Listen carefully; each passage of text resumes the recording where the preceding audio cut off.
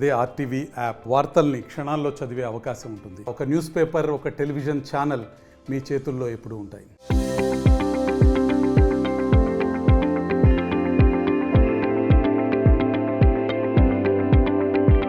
ఒకప్పుడు వెహికల్ కొనాలంటే డీజిల్ కావచ్చు, పెట్రోల్ వెహికల్ మాత్రమే కొనేవారు.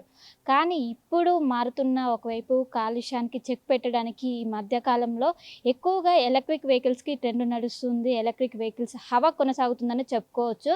ఇంకోటి ఎలక్ట్రిక్ వెహికల్స్ కొనాలంటే ముఖ్యంగా ఆలోచించేది ఏంటంటే ఇందులో ఒక డ్రాబ్యాక్ ఉంది.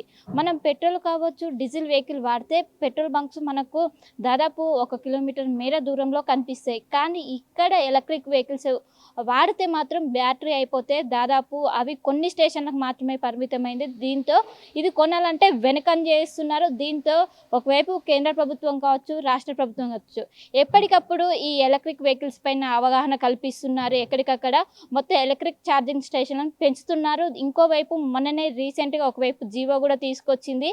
అది ఎలక్ట్రిక్ వెహికల్స్ పైన ఫైనల్ ప్రోడక్ట్ ప్రైస్ ఎంత ఉంటుందో ఆ ఫైనల్ ప్రోడక్ట్ ప్రైస్ని కస్టమర్కి ఇచ్చే విధంగా ఇప్పటికే ఒక జీవో అనేది కూడా రిలీజ్ చేసింది. ఇప్పుడు మనము ఒక పెట్రోల్ వెహికల్ కొన్నామనుకో దానికి ఫైనల్ ప్రోడక్ట్తో పాటు జిఎస్టీ కావచ్చు వీటిని అనేది అదనంగా దాదాపు 1,00,000 వరకు మనకు ఎక్స్ట్రా ఛార్జెస్ అనేవి అవుతాయి. కానీ ఇప్పుడు ఎలక్ట్రిక్ వెహికల్స్ని ప్రోత్సహించడానికి ఇప్పుడు ఏముండకుండా ఫైనల్ ప్రోడక్ట్ ఏదైతే ఒక ప్రోడక్ట్ ఉందో దాని ప్రైస్ ఎంత అవుతుందో అదే ఫైనల్ ప్రోడక్ట్ డైరెక్ట్ కస్టమర్కి ఇస్తున్నారు. సో ఈ నేపథ్యంలో ఇప్పటికే ఏదైతే ఎలక్ట్రిక్ వెహికల్స్ ఉంటాయో వాటిని ఇప్పటికే ఎక్కడికక్కడ అవగాహన పెంచుతున్నారు. వాటిని కొనే విధంగా ఎక్కడికక్కడ సదస్సులు కావచ్చు వీటిని అన్నింటినీ కూడా నిర్వహిస్తున్నారు. ఈ నేపథ్యంలోనే ఎలక్ట్రిక్ వెహికల్కి సంబంధించినటువంటి డ్రాబ్యాక్ అంటే మనం చెప్పుకోవాల్సింది ఈవీ ఛార్జింగ్ స్టేషన్లు. సో ఈవీ ఛార్జింగ్ స్టేషన్ల కొరత అనేది మనకు నగర వ్యాప్తంగాతో పాటు రాష్ట్ర వ్యాప్తంగా కూడా కనిపిస్తుంది. సో వీటి చెక్ పెట్టడానికి ఎన్ఎక్స్పై అనే కంపెనీ దీన్ని తీసుకొని వచ్చింది. ముఖ్యంగా ఛార్జింగ్ స్టేషన్ ఏవైతే ఛార్జింగ్ స్టేషన్స్ ఎవరైతే పెట్టాలనుకుంటారో వాళ్ళకు ఇక్కడ నుంచి సప్లై చేసే విధంగా చేశారు. ఇది మహేశ్వరంలోనే ఇది ఏర్పాటు చేశారు. ఇది ఛార్జింగ్ స్టేషన్కి సంబంధించి మనం ఒక 2 వీలర్స్ కావచ్చు, 4 వీలర్స్ కావచ్చు అన్నిటికీ కూడా ఇక్కడ నుంచి ఛార్జింగ్ స్టేషన్స్ సప్లై అయ్యే విధంగా ఇక్కడనే మ్యానుఫ్యాక్చర్ కూడా ఇక్కడనే తయారు చేసి అనంతరం వారు ఎవరెవరికైతే అవసరం ఉంటుందో వాళ్ళకు తయారు చేసి ఆడ స్టేషన్ ఏర్పాటు చేయడానికి ఇక్కడ నుంచి బ్యాటరీస్ కావచ్చు వీటినన్నింటినీ కూడా సప్లై చేసింది. గత 10 సంవత్సరాల నుంచి ఇది రన్ అవుతుంది. సో ఇప్పుడు ఒకవైపు రాష్ట్ర ప్రభుత్వం కావచ్చు, కేంద్ర ప్రభుత్వం కావచ్చు వీటిపైన అవేర్నెస్ తెస్తున్న నేపథ్యంలోన ఒకవైపు వీటిని ఇప్పుడు దీని డిమాండ్ కూడా పెరగడంతో ప్రతి ఒక్కరు కూడా హర్షం వ్యక్తం చేస్తున్నారు. దాదాపు అసలు వీటి డిమాండ్ ఏ విధంగా ఉంది, బిఫోర్ జీవో ఎలా ఉంది, ఆఫ్టర్ జీవో ఏ విధంగా ఉంది అనేది కూడా ఒకసారి ఇక్కడ ఉన్నటువంటి ఓనర్స్తో కూడా మాట్లాడి తెలుసుకుందాం.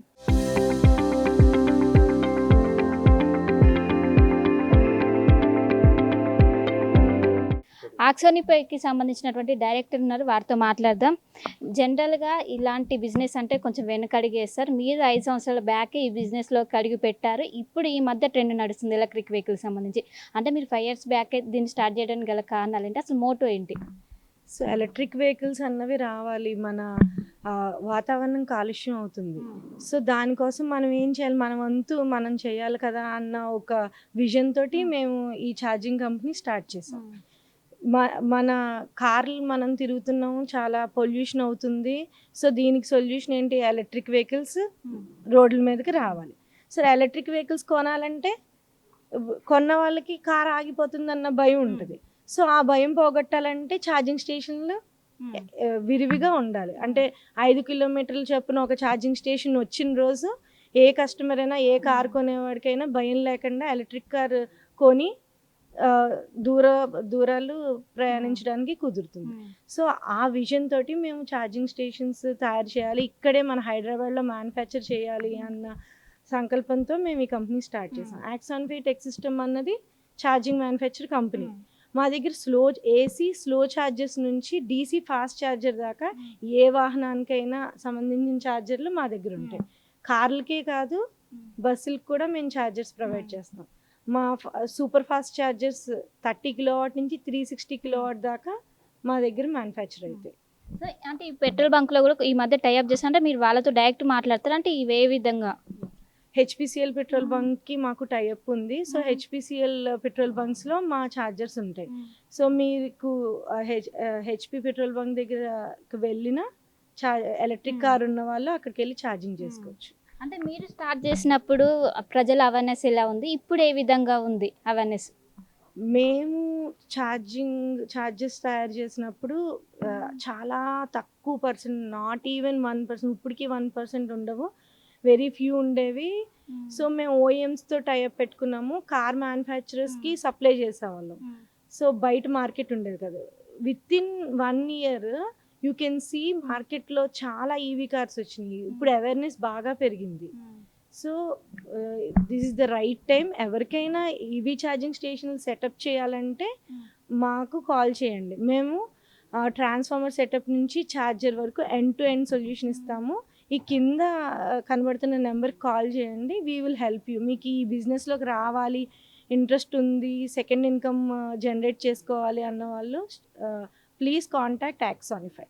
ఈ మధ్య గవర్నమెంట్ కూడా లైఫ్ ట్యాక్స్ అనేది తీసుకొని వచ్చింది. దీనివల్ల పైన ప్రొడక్ట్ ప్రైస్ ఎంత ఉన్నదో ఆ డైరెక్ట్ కస్టమర్కి వచ్చే విధంగా ఉంది. కానీ పెట్రోల్, డీజిల్కి అలాంటి వెసులుబాటు లేదు. కేవలం ఈవీ వెహికల్స్లో జనాల్లోకి రీచ్ అవ్వడానికి తీసుకొచ్చింది. సో దీని తర్వాత డిమాండ్ ఏ విధంగా ఉంది? సో ఇప్పుడు తెలంగాణ గవర్నమెంటే కాదు, మోడీ గవర్నమెంట్ కూడా ఈవీని బాగా ఎంకరేజ్ చేస్తుంది. ఇక్కడ తెలంగాణలో road tax, life tax wave చేసింది. అది చేశాక చాలామంది ఈవీ కార్లు కొంటున్నారు. ఈవీ కార్లు, బస్సులు విపరీతంగా పెరిగినాయి. సో ఇది చాలా రైట్ టైం. ఎవరికైనా ఛార్జింగ్ స్టేషన్ బిజినెస్లో రావాలి అనుకున్న వాళ్ళకి this is the right time. మీరు మీ దగ్గర హైవే దగ్గర ల్యాండ్ ఉన్నా, మీకు రెస్టారెంట్స్ ఉన్నా, మీ షాపింగ్ కాంప్లెక్స్లు ఉన్నా, మీరు అక్కడ ఈవీ ఛార్జింగ్ స్టేషన్ సెటప్ చేసుకున్నారంటే మీకు అది ప్యాసివ్ ఇన్కమ్ కింద బాగా పనికొస్తుంది. This is the right time to enter to EV infrastructure. కానీ ఇప్పటి వరకు ఈవీ వెహికల్స్లో 2 wheelers మాత్రం ప్రిఫర్ చేస్తారు. కానీ ఈ మధ్య ఎలక్ట్రిక్ బస్సులు కూడా వస్తున్నాయి, 4 wheelers కూడా వస్తున్నాయి. సో వాటి డిమాండ్ ఏ విధంగా ఉంది? 4 wheelers కూడా తీసుకోవడానికి ఇష్టపడుతున్నారా? ఇప్పుడు తెలంగాణ గవర్నమెంట్ ఓన్లీ ఈవీ బస్సులు రన్ చేయడానికి కంకణం కట్టుకుంది. సో ఇంకా 1 year 2 years పోతే బస్సులు అన్నీ ఈవీఏ వస్తాయి.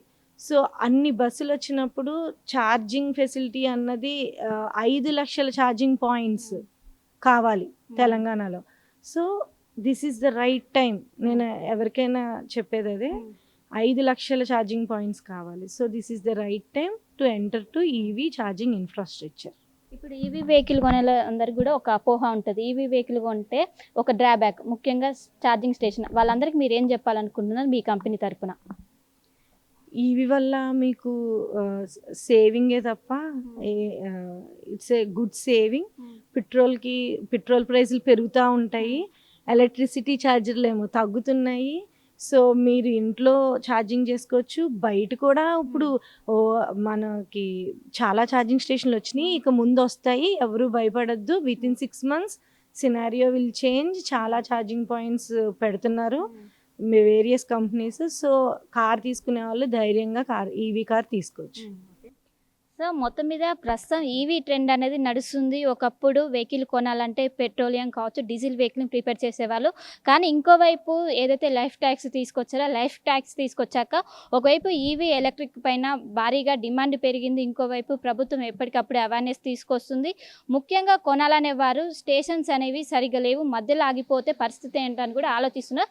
సో వీటికన్నిటికీ చెక్ పెట్టే విధంగా హైదరాబాద్కి చెందినటువంటి ఆక్సోఫిక్ కంపెనీ అనేది ఈ స్టేషన్స్ ఎక్కడికక్కడ సరఫరా చేస్తుంది. వీళ్ళు పెట్రోల్ బంక్స్తో టైఅప్ అయ్యి ఎక్కడెక్కడ పెట్రోల్ బంక్స్ ఉన్నాయి అక్కడ ప్రతి చోట కూడా ఇవి అరేంజ్ చేసే విధంగా వీళ్ళు ప్రస్తుతం చర్యలు తీసుకున్నారు. విత్ ఇన్ 6 monthsలో ఇది రాష్ట్ర వ్యాప్తంగా కూడా అందరికీ అందుబాటులో ఉండే విధంగా మేము చర్యలు తీసుకుంటామంటూ కూడా ఒకవైపు వీళ్ళు కంపెనీ ప్రతినిధులు చెప్తున్నారు. కెనపదం శివతో కలిసి శిల్ప, RTV హైదరాబాద్.